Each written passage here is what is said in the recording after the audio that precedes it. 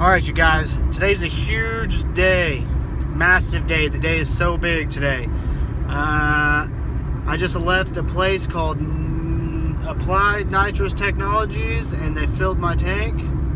So literally, I have nothing left to do except drive the car.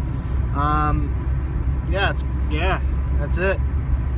I'm about to go home right now. I'm gonna do a quick overview of the setup, and then I will try to post that video tonight. And then tomorrow, I'm gonna try to get a couple of my buddies, and we're gonna go hit the highway and do some highway runs and see how she goes. So tomorrow I'll be hopefully posting up some videos of the nitrous, and you guys can see it before and after, and kind of think about how, you know, whether you want it or not. Stay tuned. Tomorrow hopefully will be the big day. Alrighty, the overview of the installation in my car. I didn't really go over too very well of actually installing it. I'm just going to show you where I put everything and how everything's set up. So yeah, here it is. Alright, you guys, here's where I put the bottle. As you can see, there's enough room for any normal sized human to fit in there. Yeah. Slide forward. Yeah, there's the bottle. Just easy installation right there. Access stainless hose is right there. They bolted in and fit pretty well under here. Damn, as you can see, one of my screws fell out. That needs to be fixed ASAP. Damn. Anyway, yeah, I'm gonna do that in just a second. So here's the rest. I used these little tie downs and some screws. Worked pretty well.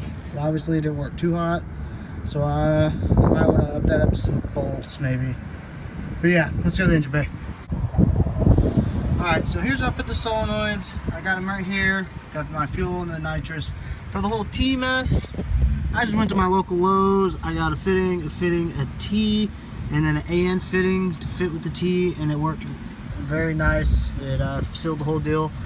Works pretty well. The hose from the nitrous bottle is Rat China. I got some more of these little tie down things. These are the shit. I will use those forever. I got both hoses. They're stainless steel lines coming from the solenoids right here to the fogger. I like where I put the fogger, but I don't like how close these are to the positive side of the battery. That's kind of not so good. But yeah, I might. That's why I put this plastic shit on there. I'm definitely gonna have to relocate the battery here pretty soon anyway, and that's just, I would hate for that to ground out and do some crazy heatness. That'd be terrible. But here's the fogger. I put it here. Everything went real well. Here's that whole little fucking adapter thingamajig you put on there. Really, that's it for installing the actual kit. Really, that's it. The wiring kind of sucked. It took me a couple hours, but the hardest part was this right here. Figuring out a place to do that for the full throttle, which actually it worked very well. Anybody with another 240, I know there's one guy who commented, the hardest part for you would probably be the switch, unless you're doing some kind of standalone ECU with that control. But this is how I did it. It worked really well. 2 small bends, no big deal. From there I made a little harness that I connected the solenoids with. Boom, goes all the way over there to the relay. Yeah, the relay looks pretty jank. Relay for sure looks pretty jank, but you know, I can clean that up later.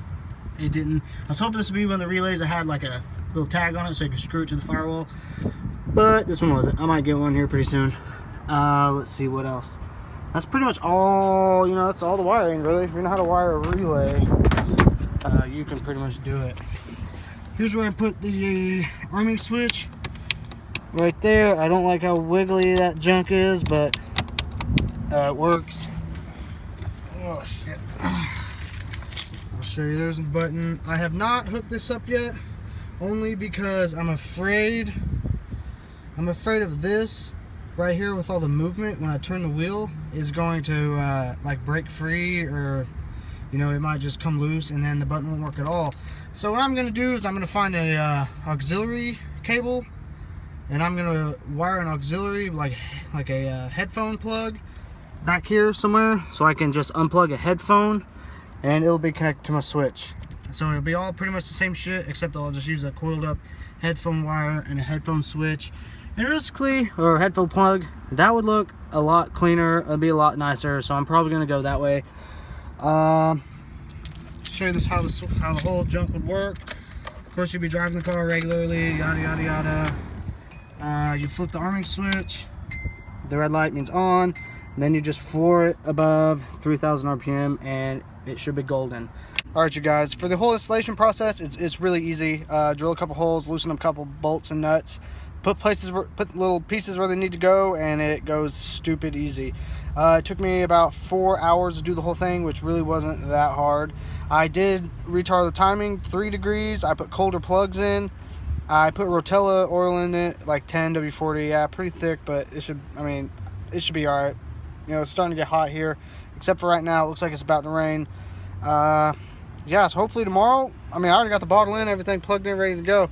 But I haven't made any runs in it yet. Hopefully tomorrow I will do that. I'm gonna get some of my friends to come up and we'll do some highway runs. Pretty sure my clutch is gonna slip. I'm gonna go ahead and say that now. Maybe not in second and third, but fourth or fifth, I'm pretty positive it's gonna slip. But we won't know until we try. So yeah, that's what I'm gonna be doing tomorrow. Hopefully. If not, then I won't be able to. I might just mount my camera on the RPM and kind of talk through it. But that's what I'm gonna do tomorrow. And yeah, so get ready for it. All right, you guys.